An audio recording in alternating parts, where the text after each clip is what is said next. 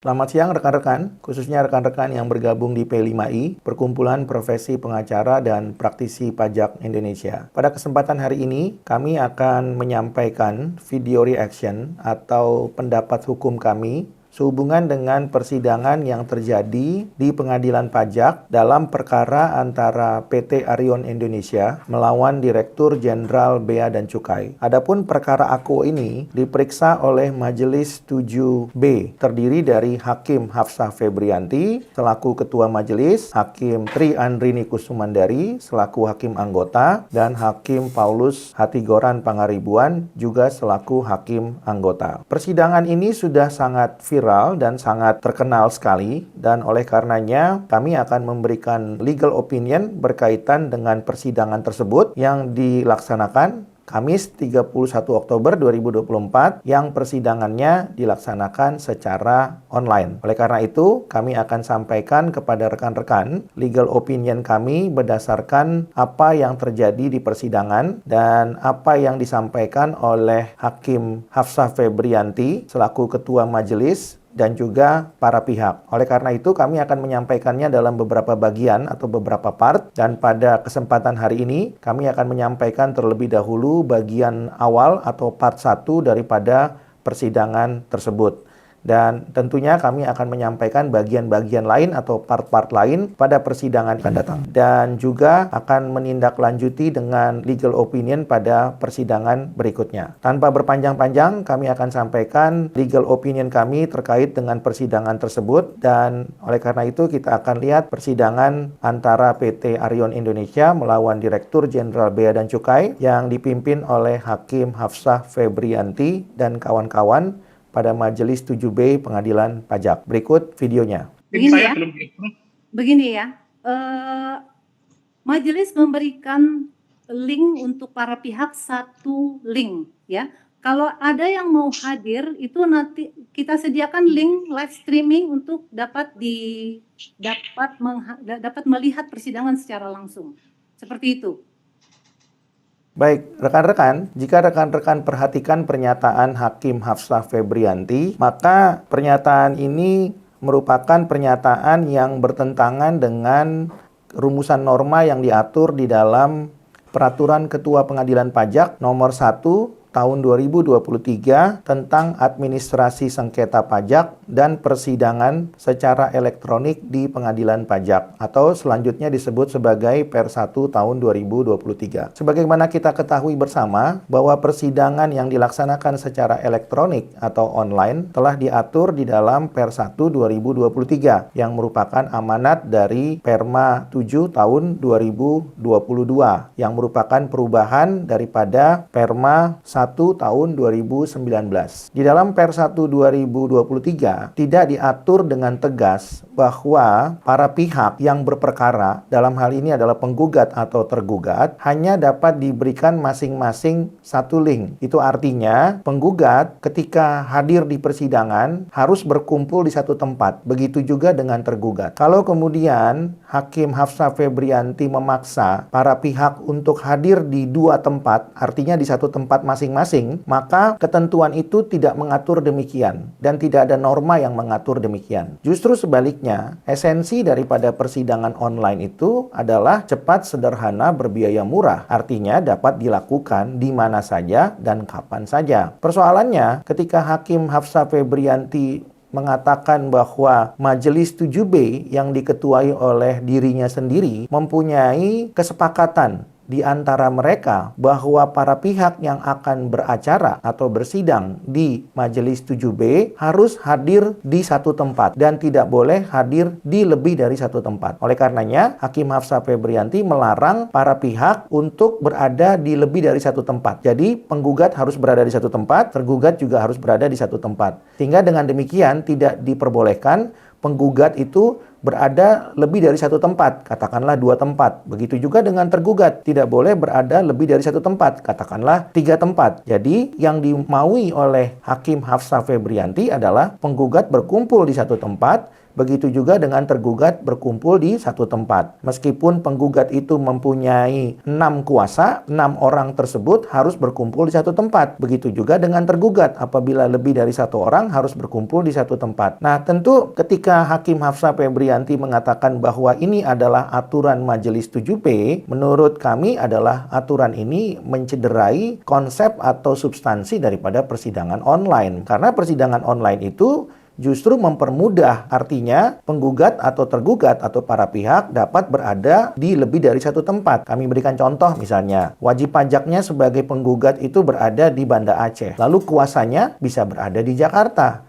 Pertanyaannya, kalau kemudian kuasa penggugat itu harus berada di satu tempat, itu artinya kuasa penggugat harus terbang ke Banda Aceh untuk bisa mengikuti persidangan. Kalau itu yang terjadi, artinya penggugat harus mengeluarkan biaya yang lebih besar. Sementara konsep daripada persidangan online itu adalah cepat, sederhana, berbiaya murah. Maksud daripada dilaksanakannya persidangan online adalah membuat segala sesuatu menjadi lebih efektif dan lebih efisien. Kalau kemudian Hakim Hafsah Febrianti memaksa kuasa itu berada dalam satu tempat, padahal WP dengan kuasa berada di tempat yang berbeda dan apalagi tempatnya jauh, maka esensi daripada persidangan online itu tidak tercapai. Dan oleh karena itu, menurut kami apa yang disampaikan oleh Hakim Hafsah Febrianti adalah pendapat yang menyesatkan, dan oleh karena itu persidangan ini juga dapat dikategorikan persidangan sesat ya. Sangatlah wajar kalau kemudian penggugat PT Arion menyampaikan bahwa penggugat mempunyai pengalaman bersidang di majelis-majelis lain yang memperbolehkan antara penggugat dengan kuasanya berada di tempat yang berbeda. Artinya penggugat diberikan lebih dari satu link sehingga penggugat dan kuasanya bisa hadir di tempat masing-masing dan tetap bisa beracara mengikuti persidangan di pengadilan pajak. Dan oleh karena itu menurut kami pendapat Hakim Hafsah Febrianti ini sebenarnya melanggar esensi atau substansi daripada Per 1 2023. Jadi kalau kemudian Hakim Hafsah Febrianti mengatakan demikian, berarti yang bersangkutan tidak membaca dengan baik substansi atau esensi daripada Perma 7 tahun 2022 yang merupakan pengganti daripada Perma 1 2019 yang kemudian diturunkan di dalam Per 1 2023. Kalau Hakim Hafsah Febrianti memaksakan persidangan itu harus dilaksanakan masing-masing pihak di satu tempat di mana mereka harus berkumpul, padahal antara penggugat atau wajib pajak dengan kuasanya berada di tempat yang berbeda dan jauh, maka itu artinya Hakim Hafsah Febrianti ingin memaksakan para pihak itu mengeluarkan biaya yang lebih besar, dan tentunya maksud dari tujuan persidangan online itu tidak tercapai. Dan oleh karenanya, menurut kami Hakim Hafsah Febrianti harus lebih banyak lagi membaca ketentuan Perma 7 2022, Perma 1 2019, dan Per 1 2023. Dan memang berdasarkan pengalaman kami, Hakim Hafsah Febrianti ini tidak senang kalau kemudian persidangan itu dilihat, diliput, apalagi ditonton oleh banyak orang. Karena berdasarkan pengalaman kami ketika bersidang dengan yang bersangkutan, Hakim Hafsah Febrianti, awalnya yang bersangkutan memberikan izin liput untuk direkam menggunakan media elektronik audiovisual. Namun belakangan izin itu dicabut karena yang bersangkutan, Hakim Hafsah Febrianti, tidak nyaman dilihat, ditonton, diperhatikan, apalagi dikritisi oleh publik. Padahal beliau sudah mempunyai jam terbang sebagai hakim kurang lebih 8 tahun. Tapi tetap ingin beracara atau bersidang secara tertutup, tidak ingin disaksikan oleh banyak orang. Nah, ini juga merupakan bentuk daripada inkompetensi Hakim Hafsah Febrianti dan kawan-kawan sebagai hakim di pengadilan pajak. Dan tentunya ini juga merupakan catatan kepada Ketua Pengadilan Pajak dan juga Ketua Mahkamah Agung, khususnya Ketua Komisi Yudisial, untuk memberikan atensi kepada persidangan yang dilaksanakan oleh Majelis 7B yang diketuai oleh Hakim Hafsah Febrianti. Kemudian Hakim Hafsah Febrianti juga memberikan pernyataan bahwa apabila ada pihak-pihak yang ingin menyaksikan persidangan dapat melihatnya melalui live streaming YouTube. Tentu pernyataan ini adalah pernyataan yang asal bunyi saja, karena yang dipersoalkan oleh penggugat itu adalah pihak yang akan beracara, bukan publik atau penonton yang hanya sekedar menonton dan diam saja. Tentu itu dua hal yang berbeda antara pihak yang beracara dengan penonton. Kalau kemudian yang dimaksud oleh Hafsah Febrianti itu adalah pihak yang mau menonton, tentu jawaban Hakim Hafsah Febrianti menjadi benar, yaitu mereka dapat melihat melihat atau menonton melalui live streaming YouTube. Tapi yang dipersoalkan oleh penggugat ini kan adalah para pihak yang akan beracara atau bersidang, termasuk penggugat dengan kuasanya. Jadi, mereka ini adalah orang-orang atau pihak-pihak yang akan beracara atau bersidang. Tentu mereka tidak bisa masuk ke YouTube, karena YouTube itu adalah komunikasi satu arah, bukan dua arah. Sementara untuk beracara atau bersidang harus melakukan komunikasi dua arah, di mana penggugat atau kuasanya harus berkomunikasi, tanya jawab dengan majelis hakim, begitu juga dengan tergugat. Sehingga dengan demikian, apa yang disampaikan oleh Hakim Hafsah Febrianti ini adalah jawaban yang asbun saja atau asal bunyi, ya, tapi tidak memahami apa yang penggugat inginkan. Sederhananya penggugat ingin menyatakan bahwa meskipun penggugat berada di Jawa Timur, tepatnya di Malang, namun kuasanya tetap dapat mengikuti persidangan meskipun kuasa-kuasa tersebut berada di tempat lain di luar Pulau Jawa Timur, dalam hal ini yang berada di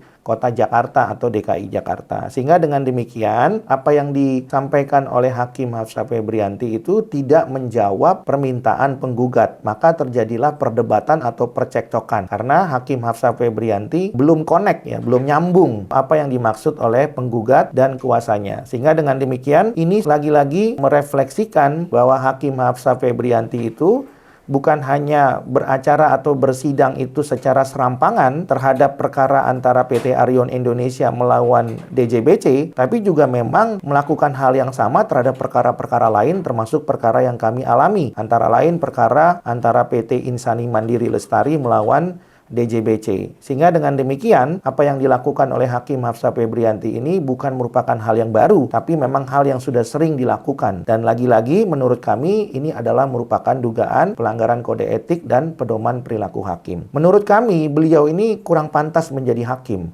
Karena beliau ini kurang rendah hati dan juga kurang disiplin apalagi profesional. Sehingga dengan demikian menurut kami beliau ini harus diberikan teguran oleh Ketua Komisi Yudisial termasuk Ketua Pengadilan Pajak dan apabila dimungkinkan Ketua Mahkamah Agung. Karena menurut kami ketika Hakim Hafsah Febrianti bersidang atau beracara, baju yang dipakai itu masih bajunya Direktorat Jenderal Bea dan Cukai. Karena beliau adalah mantan pegawai Direktorat Jenderal Bea dan Cukai. Sehingga netralitas dan independensi beliau sebagai Ketua Majelis 7B tidak bisa terlihat, dan tentunya apabila ini yang terjadi dalam setiap persidangan dapat disimpulkan bahwa pencari keadilan dalam hal ini adalah wajib pajak sebagai penggugat atau pemohon tidak mungkin bisa mendapatkan keadilan dan juga kepastian hukum kalau kemudian Hakim Hafsah Febrianti dan kawan-kawan beracara dengan cara serampangan seperti yang dilakukan dalam perkara PT Arion Indonesia dan juga PT Insani Mandiri Lestari. Dan oleh karena itu, sekali lagi kami menyampaikan usulan kepada pihak terkait, termasuk kepada Ketua Komisi Yudisial, Ketua Pengadilan Pajak, dan Ketua Mahkamah Agung untuk memberikan atensi khusus terhadap bagaimana Saudara Hafsah Febrianti ini beracara. Kami sangat sesalkan karena beliau ini berlatar belakang sarjana hukum tapi tidak menguasai hukum acara dan tidak terlihat sekali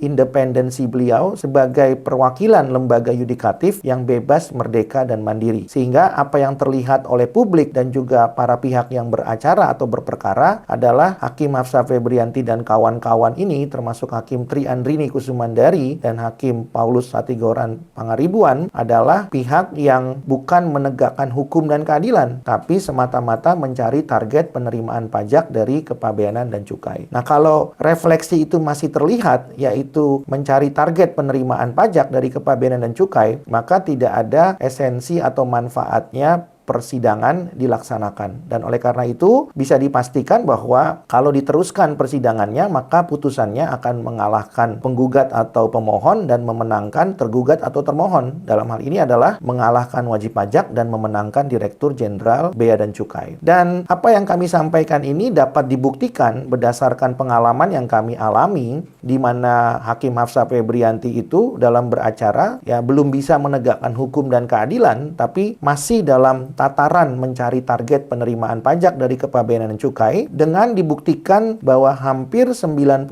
lebih perkara yang diperiksa, diadili dan diputus oleh Majelis 7B yang diketuai oleh Hafsah Tri Andrini dan kawan-kawan mengalahkan wajib pajak selaku penggugat atau pemohon dan memenangkan Direktur Jenderal Bea dan Cukai selaku tergugat atau terbanding. Dengan fakta ini tentunya bukan saja berdasarkan analisis atau statistik yang kami miliki, tapi juga berdasarkan pengalaman-pengalaman dari praktisi-praktisi kepabeanan atau pengacara kepabeanan yang lain. Dengan demikian, bahwa sudah bisa dipastikan apabila perkara kepabeanan dan cukai diajukan kepada Ketua Pengadilan Pajak, dan ketika Ketua Pengadilan Pajak memberikan disposisi kepada Majelis 7B yang diketuai oleh Hafsah Febrianti dan Majelis 7A yang diketuai oleh Tri Andrini Kusumandari, maka dapat dipastikan putusannya akan menolak banding maupun gugatan wajib pajak dan memenangkan Direktur Jenderal Bea dan Cukai. Dengan demikian, maka persidangan kepabeanan dan cukai di Pengadilan Pajak adalah persidangan yang dapat diduga merupakan persidangan yang tidak ada manfaatnya saja. Ya, apalagi untuk mengajukan banding dalam perkara kepabeanan harus membayar terlebih dahulu minimal